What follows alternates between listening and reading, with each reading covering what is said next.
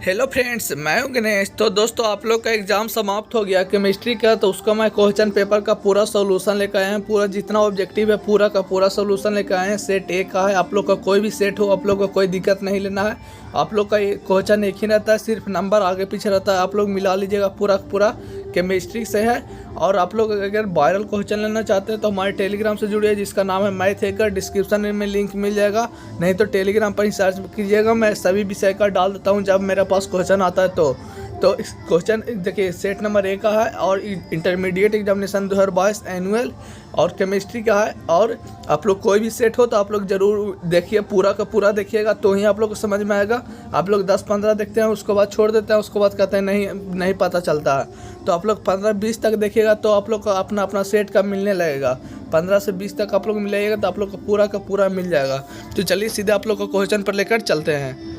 ये सब पढ़ना मन है तो पढ़ लीजिएगा, नहीं तो सीधे आप लोग क्वेश्चन पर, ये सब तो आप लोग पढ़ ही लिए होंगे। आप लोग सीधे क्वेश्चन पर आइएगा, सीधे क्वेश्चन नंबर पर। यहाँ पे क्वेश्चन नंबर है, यहाँ से आप लोग को शुरू करते हैं। पहला क्या बोल रहा है, निम्नलिखित में अक्रिस्टलीय ठोस कौन है। तो पहला का आंसर हो जाएगा डी, प्लास्टिक। आंसर सही हो जाएगा। सिर्फ आप लोग को क्वेश्चन का आंसर बताएंगे, क्योंकि मैं आंसर बना कर लाया हूँ, इसलिए सिर्फ आप लोग को आंसर बताएंगे। तो चलिए अब दूसरा क्वेश्चन पर चलते हैं। पिंड केंद्रीय घनाकर इकाई सेल में परमाणु की संख्या होती है तो 2 होती है। दूसरा का ए हो जाएगा आंसर सही। चलिए तीसरा, घनाकार क्रिस्टल में ब्रेवेस जलाकों की संख्या होती है तो तीसरा नंबर का आंसर हो जाएगा 14, डी आंसर हो जाएगा सही। चलिए अगला नंबर क्वेश्चन चलते हैं। चौथा, निम्नलिखित में से किस दोष के कारण क्रिस्टलीय के घनत्व में कमी होती है। तो चौथा नंबर का आंसर हो जाएगा बी आंसर सही हो जाएगा, सांटिकी सही आंसर हो जाएगा। चलिए अगला नंबर क्वेश्चन चलते हैं। पांचवा, मोलारता को व्यक्त किया जाता है। तो मोलारता को व्यक्त किया जाता है मोल प्रति लीटर में। चलिए अगला क्वेश्चन चलते हैं। छठा, यदि विलायक के 1000 ग्राम में ग्लूकोज का 18 ग्राम उपस्थित है तो घोल का कहा जाता है। तो छठा नंबर का आंसर हो जाएगा 0.1 मोलल, बी आंसर हो जाएगा सही। चलिए अगला क्वेश्चन चलते हैं। सातवां देखिए क्या बोल रहा है, किसी तनु घोल का अनुसंख्या गुणधर्म निर्भर करता है। तो सातवां नंबर का आंसर हो जाएगा बी, विलायक की प्रकृति पर, बी आंसर हो जाएगा सही। चलिए अगला क्वेश्चन चलते हैं। आठवां, किसी विलयन के परासन दाब के किस संबंध से व्यक्त किया जाता है। तो आठवां नंबर का आंसर हो जाएगा बी, पाई बाई सी बराबर आर टी, बी आंसर हो जाएगा सही। चलिए अगला क्वेश्चन चलते हैं। नौमा बोल रहा है, विद्युत धारा की वह मात्रा जो CuSO4 के घोल से 1 मोल कॉपर को मुक्त करती है। तो नौमा का आंसर हो जाएगा सी, 2 फराडे, सी आंसर हो जाएगा सही, 2 फराडे। चलिए अगला क्वेश्चन चलते हैं। 10वां, फराडे के विद्युत विच्छेदन के प्रथम नियम को व्यक्त करने के लिए निम्नलिखित में कौन सही समीकरण है। तो 10वां नंबर का आंसर हो जाएगा बी, M बराबर ZCT, बी आंसर हो जाएगा सही। चलिए अगला क्वेश्चन चलते हैं। 11, किसी विलयन की सांद्रता घटने के साथ निम्नलिखित में क्या परिवर्तित होता है। तो 11 नंबर का आंसर हो जाएगा मोलर चालकता बढ़ती है, ये आंसर हो जाएगा सही, मोलर चालकता बढ़ती है। चलिए अगला का चलते हैं।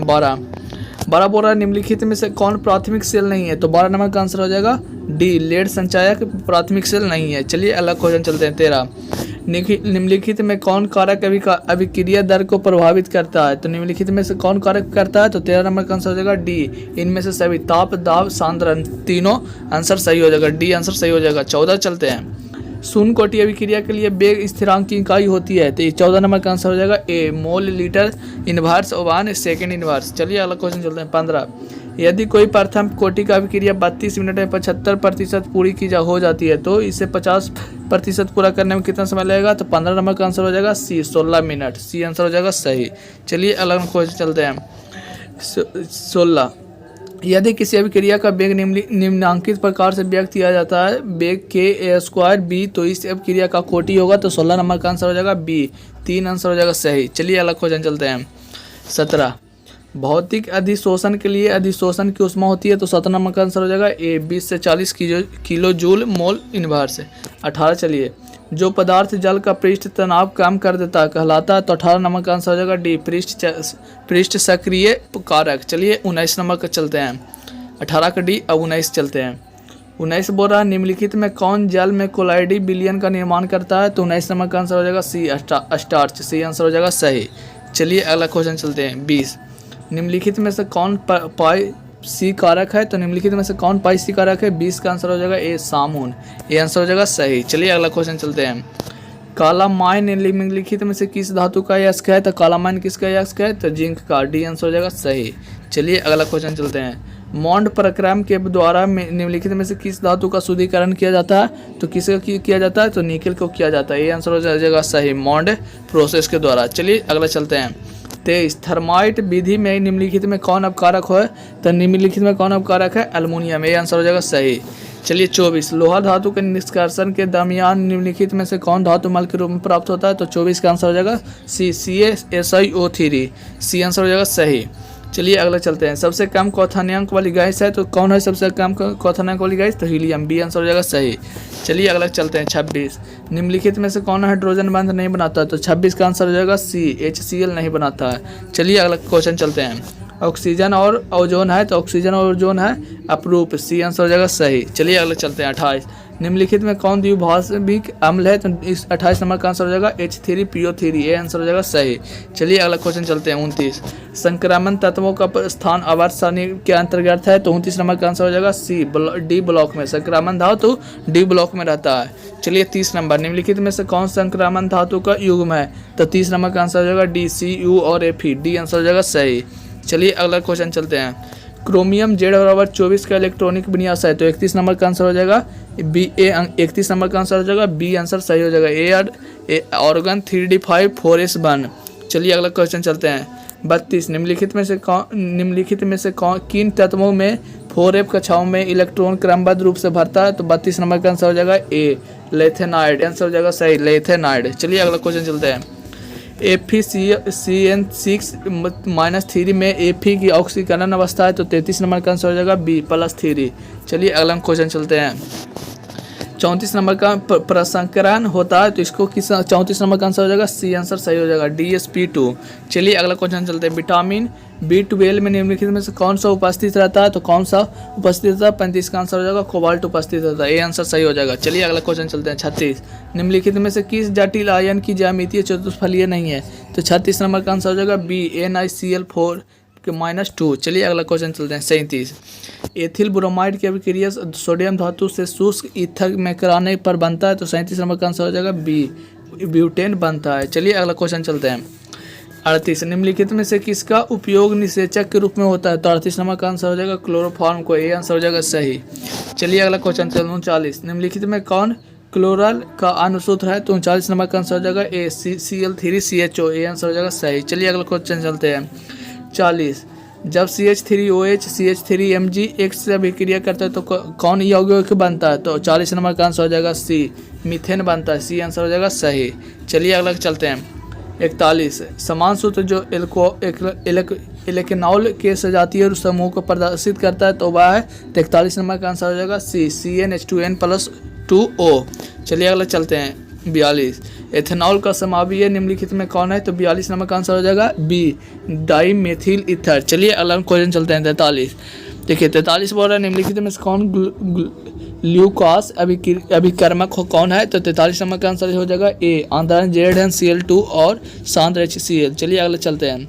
44 रेक्टिफाइड स्पिरिट में रहता है तो 44 नंबर का आंसर हो जाएगा बी, 95.5 एल्कोहल।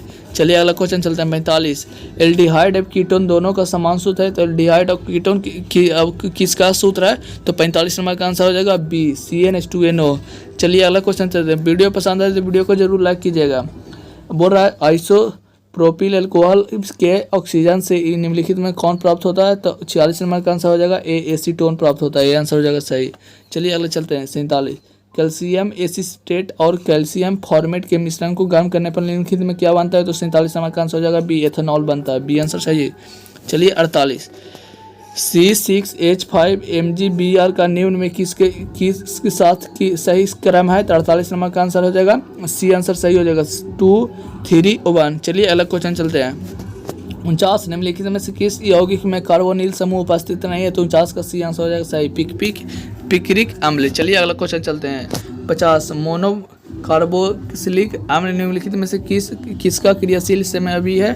तो ईस्टर का इसमें आंसर हो जाएगा ईस्टर। ए आंसर हो जाएगा सही, 50 का ए। चलिए अगला चलते हैं। निम्नलिखित में किस अभिकर्मक के द्वारा फॉर्मिक अम्ल और फॉर्मेल्डिहाइड के बीच विभेद किया जा सकता है? तो कॉमन नंबर का आंसर हो जाएगा डी, NaHCO3। डी आंसर सही हो जाएगा। बामन, बामन का क्या आंसर हो जाएगा? तो बामन को पड़ेगा जब फॉर्मिक अम्ल को शांत H2SO साथ गर्म किया जाता है तो क्या बनता है? तो बामन का आंसर हो जाएगा डी, CO बनता है, कार्बन मोनोऑक्साइड। चलिए अगला क्वेश्चन चलते हैं। 53 प्राइमरी एमीन का क्रियाशील मूलक है, तो 53 नंबर का आंसर हो जाएगा बी, NH2 बी आंसर हो जाएगा सही। 54 चलते हैं। एथिल एमीन की अभिक्रिया नाइट्रस अम्ल से कराने पर बनता है, तो 54 नंबर का आंसर हो जाएगा ए आंसर सही हो जाएगा, C2H5OH। चलिए अगला क्वेश्चन चलते हैं। 55 हो रहा है एसीटामाइड की अभिक्रिया Br2NaOH से कराने पर बनता है, तो 55 नंबर का आंसर हो जाएगा बी, मेथिल एमीन सही हो जाएगा, आंसर सही, बी आंसर सही हो जाएगा। चलिए अगला क्वेश्चन चलते हैं। निम्नलिखित में किसमें एल्काइलेशन असंभव है? तो 56 नंबर का आंसर हो जाएगा डी आंसर सही हो जाएगा, प्राइमरी एवं सेकेंडरी दोनों में। चलिए अगला चलते हैं। 57 निम्नलिखित में कौन सर्वाधिक मीठा शर्करा है? तो 57 नंबर का आंसर हो जाएगा बी, फ्रक्टोज, बी आंसर सही हो जाएगा। चलिए अगला क्वेश्चन चलते हैं। 58 निम्न में से कौन स्टेरॉइड से संबंधित है? तो 58 नंबर का आंसर हो जाएगा डी आंसर सही हो जाएगा, विटामिन डी। चलिए अगला क्वेश्चन चलते हैं। 59 निम्नलिखित में कौन साधारणतः शरीर द्वारा नहीं बनाए जाते? तो 59 का आंसर हो जाएगा बी आंसर सही हो जाएगा, विटामिन। चलिए 11 क्वेश्चन भी और है, वीडियो को लास्ट तक बने रहिएगा जरूर। अब वीडियो पसंद आ रही है तो वीडियो को जरूर लाइक कीजिएगा। DNA और RNA में समान भस्म है, तो DNA RNA में क्या समान भस्म है? तो बी आंसर हो जाएगा सही। चलिए अगले चलते हैं। 61 PVC का एकलक निम्नलिखित में कौन है? तो 61 का आंसर हो जाएगा सी आंसर सही हो जाएगा। चलिए अगला नंबर क्वेश्चन चलते हैं। 62 रबर को सल्फर के साथ गर्म करने पर किस क्रिया को कहते हैं? तो 62 नंबर का आंसर हो जाएगा सी, गंधीकरण कहते हैं, सी आंसर हो जाएगा सही। निम्नलिखित में कौन यौगशील बहुलक है? तो 63 नंबर का आंसर हो जाएगा ए, नॉयलॉन 6, ए आंसर हो जाएगा सही। चलिए अगला क्वेश्चन चलते हैं। ब्यूना ए से निम्नलिखित में किसका बहुलक है? तो 64 नंबर का आंसर हो जाएगा बी आंसर हो जाएगा सही। चलिए अगला क्वेश्चन चलते हैं। 65 निम्न में कौन कृत्रिम मीठा अभिकर्ता है? तो 65 का आंसर हो जाएगा बी, एस्पराटिम, बी आंसर सही। चलिए 66 चलते हैं। बेलियम का उपयोग निम्नलिखित में से किसके रूप में होता है? तो 66 नंबर का आंसर हो जाएगा डी, उपशामक के रूप में, डी आंसर हो जाएगा सही। चलिए 67 रासायनिक रूप में एस्पिरिन निम्नलिखित में क्या है? तो 67 नंबर का आंसर हो जाएगा सी आंसर हो जाएगा सही। चलिए अगला क्वेश्चन चलते हैं। 68 बोला निम्नलिखित में से किसका उपयोग एंटीसेप्टिक के रूप में होता है? तो 68 नंबर का आंसर हो जाएगा ए आंसर सही हो जाएगा, ए, फिनॉल। चलिए अगला क्वेश्चन चलते हैं। 69 निम्नलिखित में से किस में CO समूह उपस्थित है? तो 69 नंबर का आंसर हो जाएगा सी, कीटोन में उपस्थित है। चलिए अगला क्वेश्चन चलते हैं। 70 निम्नलिखित में कौन टर्मिसिया एल्कोहल है? तो 70 नंबर का आंसर हो जाएगा डी आंसर सही हो जाएगा। तो आप लोग को पूरा क्वेश्चन करवा दिए। अगर चाहते हैं कि ऑब्जेक्टिव सब्जेक्टिव भी कराएं तो बोलिएगा, आप लोग का पूरा सब्जेक्टिव भी करा देंगे। और दोस्तों के पास ज़रूर शेयर कीजिएगा, आप लोग के लिए इतना मेहनत करते हैं, आप लोग दोस्तों के पास ज़रूर शेयर कीजिएगा। और वीडियो पसंद है तो वीडियो को लाइक ज़रूर कीजिएगा। अंत तक देखने के लिए धन्यवाद। जय हिंद, जय भारत।